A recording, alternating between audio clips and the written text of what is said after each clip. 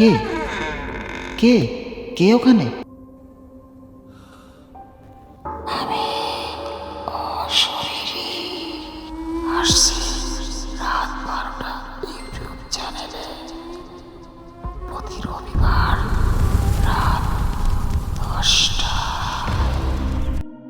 বাংলাদেশের রাজবাড়ী জেলার এক গ্রাম।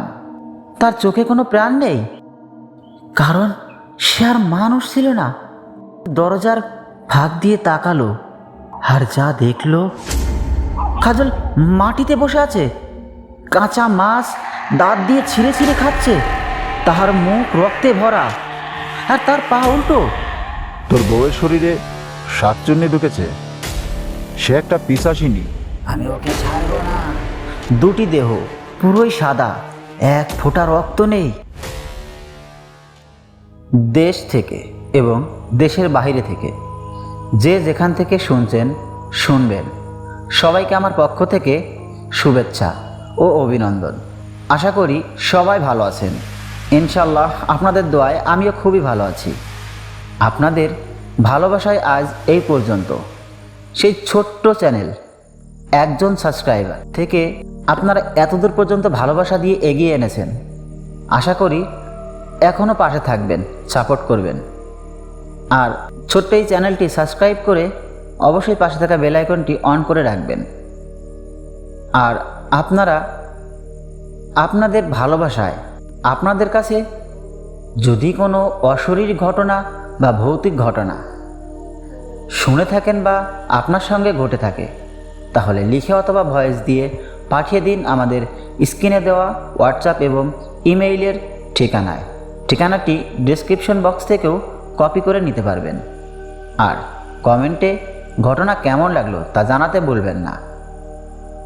আর বেশি কথা না বাড়িয়ে চলে যাই সরাসরি ঘটনায়। রাত্র ঠিক 2টা, পদ্মা নদীর ধারে একটা পুরনো বাড়ি। ব্যালকনিতে দাঁড়িয়ে আছে একটা বউ, লাল শাড়ি পরে। সে নদীর দিকে তাকিয়ে আছে, কিন্তু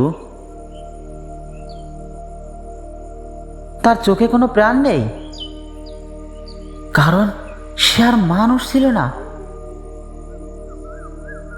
আজকের ঘটনা একজন স্বামীর, যে নিজের স্ত্রীর শরীরে দেখেছিল এক ভয়ঙ্কর পিশাচিনীকে। আর সেই রাতেই সে বুঝেছিল তার বাঁচার সময় শেষ।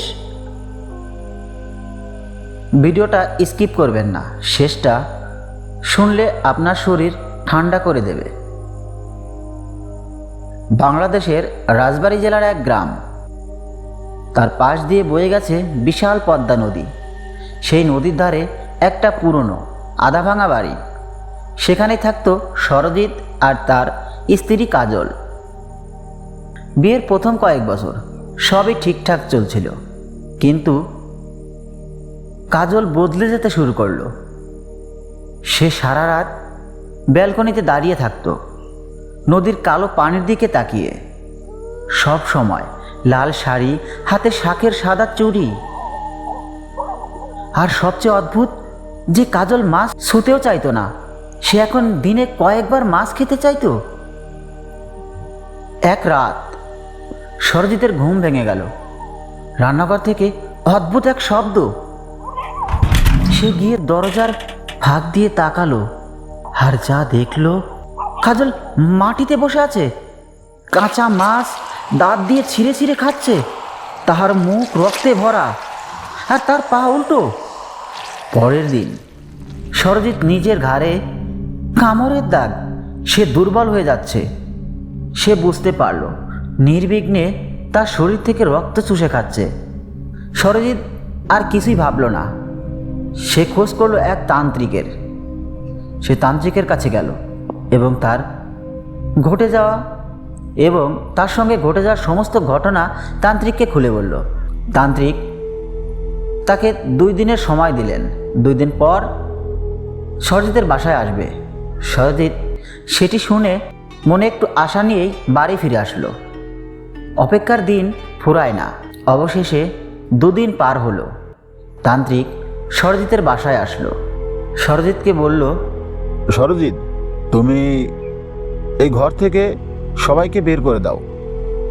তুমি আমার পাশে বসো, আর তোমার স্ত্রীকে এখানে একটি মাদুর বিছিয়ে এখানে বসাও, আর কিছু ধূপকাঠি, কিছু চাউল আর একটু পদ্মা নদীর পানি নিয়ে এসো। যেই বলা সেই কাজ। সরজিৎ তাড়াহুড়ো করে সব গুছালো এবং তান্ত্রিকের কথা মতো সরজিৎ তার পাশে বসলো এবং তার স্ত্রীকেও তার পাশে বসালো। তান্ত্রিক কিছুক্ষণ চোখ বুজে আসনে বসলো আর বিড়বিড় করে যেন কোনো মন্ত্র পাঠ করছেন। কয়েক মিনিট পর তান্ত্রিক চোখ খুলে সরজিৎকে বললেন, তোর বউয়ের শরীরে শাকচুন্নি ঢুকেছে। সে একটা পিশাচিনী, আর এই আত্মারা নাকি বিয়ে না করেই মারা যায়, তারপর অন্যের জীবন নিতে আসে, আর যার জীবনে আসে সেই পুরুষের রক্ত খেয়ে তাকে শেষ করে দেয়। তান্ত্রিক আবারও মন্ত্রপাঠ করতে শুরু করলেন। তখনই সরজিতের স্ত্রীর মুখ থেকে একটি ছেলে ও মেয়ে কণ্ঠের কণ্ঠস্বর ভেসে উঠল চিৎকার করে, ওকে বাঁচাতে পারবি না, তুই চলে যা এখান থেকে। ওকে কোনো মতেই বাঁচাতে পারবি না, আমি ওকে ছাড়বো না। সরজিতের স্ত্রী কাজলের শরীর বদলে গেল, চোখ লাল, চুল এলোমেলো, পা উল্টো।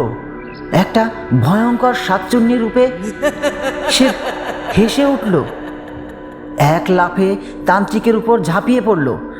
তারপর সরজিতের দিকে তাকালো। এবার তোর পালা। কোনো মতে তান্ত্রিক বাবা সেখান থেকে দৌড়ে পালালো। সরজিৎ অসহায় হয়ে তার স্ত্রীকে কোনো মতে ঠেকালো, ঘরের মধ্যে আটকে রাখলো।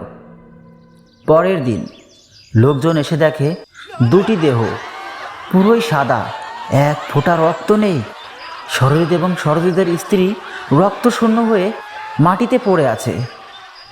আজও পদ্মার ধারে সেই বাড়ির ব্যালকনিতে লাল শাড়ির একটা বউ এখনও দাঁড়িয়ে থাকে, আর গভীর রাতে সেই লাল শাড়ি পরা সে চুরির শব্দ।